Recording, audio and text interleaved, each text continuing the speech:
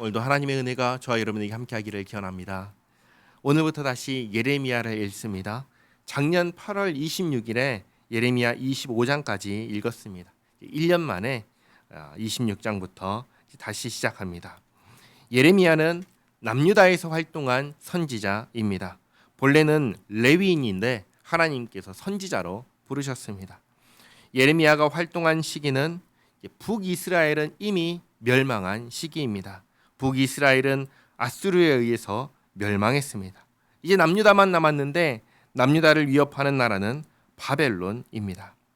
26장의 말씀은 성전에서 예레미야가 하나님의 말씀을 선포하는 내용입니다.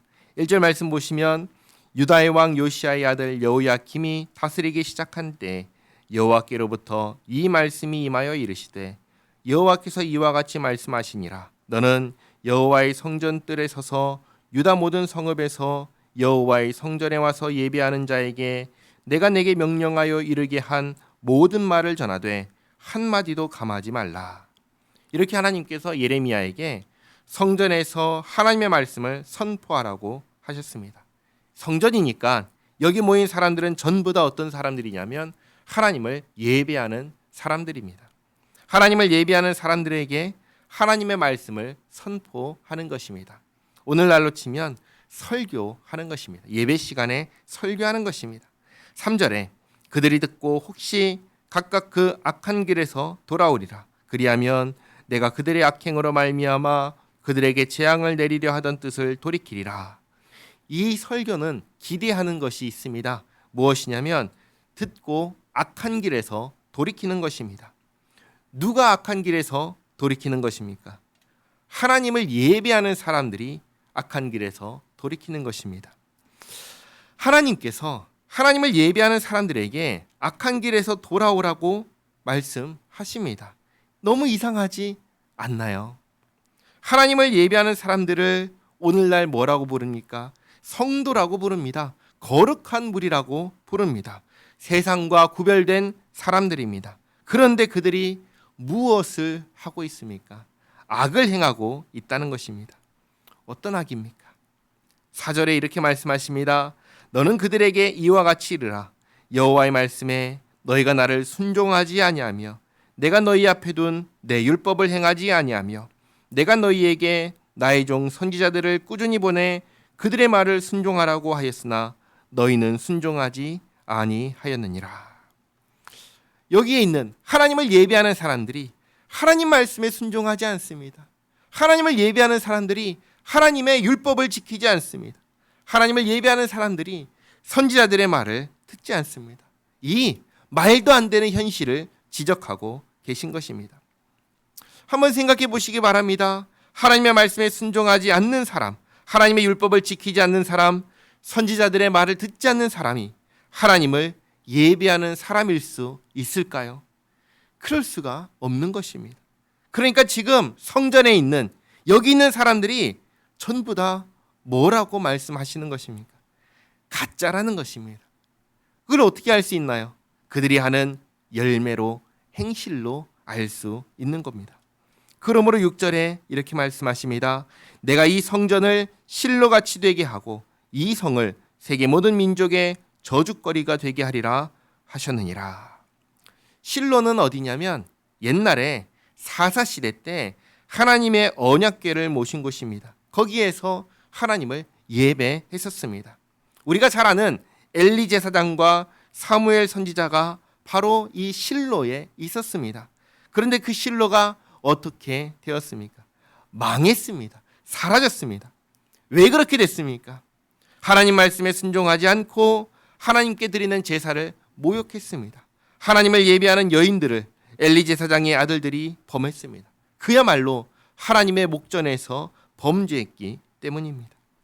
실로가 그렇게 되었다는 것을 안다면 예루살렘 성전도 그렇게 될 수 있다는 것을 알아야 합니다. 하나님께로부터 저주받을 수 있다는 걸 알아야 합니다. 그리고 아무리 하나님을 예배한다고 해도 예배하는 나조차도 그렇게 망할 수 있다는 것을 알아야 합니다. 그래서 악행을 멈추고 돌이켜야 하는 것입니다. 7절에 예레미야가 여호와의 성전에서 이 말을 하매 제사장들과 선지자들과 모든 백성이 듣더라. 다 들었습니다. 이들이 듣고 처음에 무엇을 하기를 기대하셨지요? 회개하기를 기대하셨습니다. 악에서 돌이키기를 기대하셨습니다. 그런데 어떻게 할까요? 8절에 예레미야가 여호와께서 명령하신 말씀을 모든 백성에게 전하기를 마침에 제사장들과 선지자들과 모든 백성이 그를 붙잡고 이르되 내가 반드시 죽어야 하리라. 어떻게 하지요? 예레미야를 붙잡고 죽이겠다고 합니다. 9절에 어찌하여 내가 여호와의 이름을 의지하고 예언하여 이르기를 이 성전이 실로같이 되겠고 이 성이 황폐하여 주민이 없으리라 하느냐 하며 그 모든 백성이 여호와의 성전에서 예레미야를 향하여 모였더니라. 여기 있는 이 사람들에게 중요한 것은 무엇일까요? 하나님의 말씀이 아닌 것입니다. 율법이 아닌 것입니다. 성전이 중요한 것입니다. 성전은 분명히 중요한 곳이 맞습니다. 그런데 성전은 어떻게 해서 중요한 곳이 됩니까? 여기에 하나님이 계실 때 성전은 중요한 곳이 됩니다. 만약에 하나님이 계시지 않는다면 성전은 아무것도 아닙니다. 그러니까 성전보다 더 중요한 것이 있는데 그게 뭐냐면 하나님의 말씀입니다. 그러나 지금 여기에서 하나님을 예배한다는 사람들, 제사장들, 선지자들 그리고 모든 백성들은 그렇지 않았습니다. 이들에게 중요한 것은 하나님의 말씀이 아니라 율법이 아니라 성전이라는 건물이었습니다.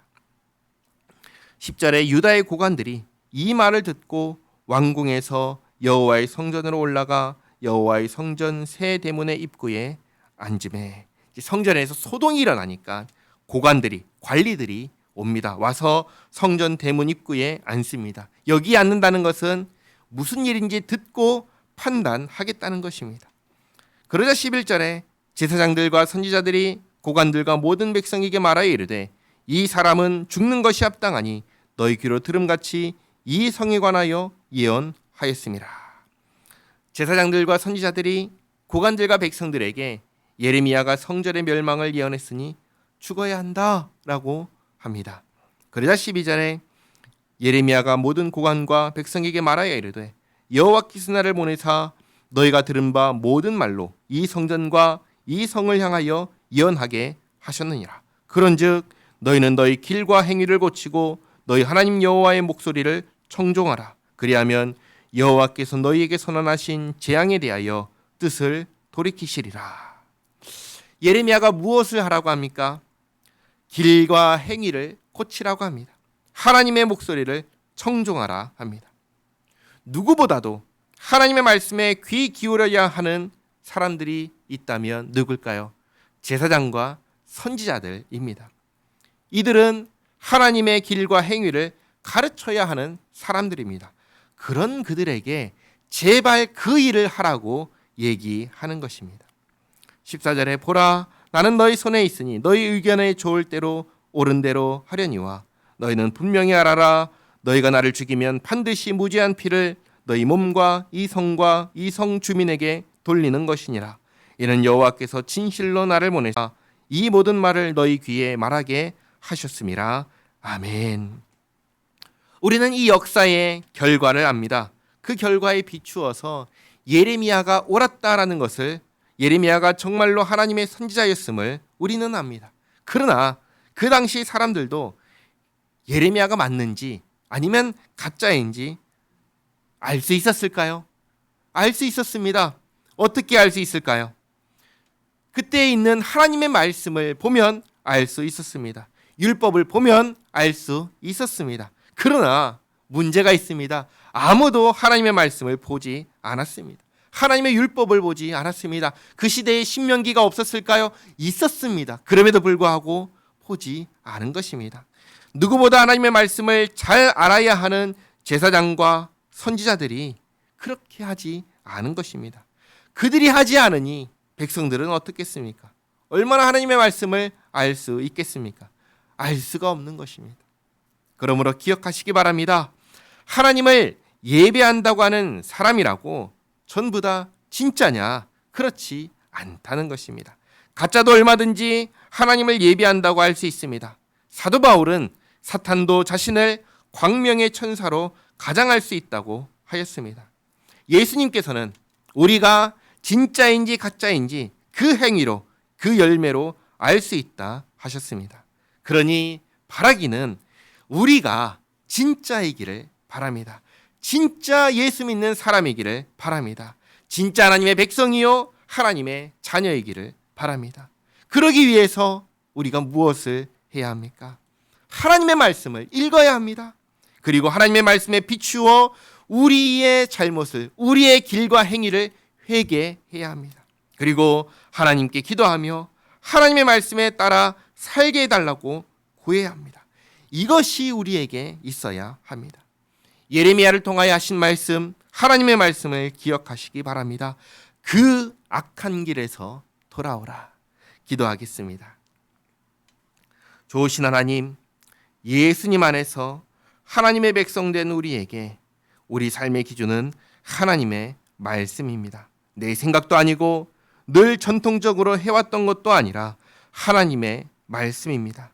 하나님의 말씀에 비추어 잘못된 것을 고치게 하옵소서. 하나님의 말씀이 요구하시는 대로 살게 하옵소서. 우리에게 주님 말씀에 순종하고자 하는 마음을 주시고 그렇게 살 수 있는 능력을 주시어서 우리 평생의 삶이 그렇게 하나님 앞에서 하나님께서 기뻐하시는 삶을 살게 하옵소서. 예수님의 이름으로 기도하옵나이다. 아멘.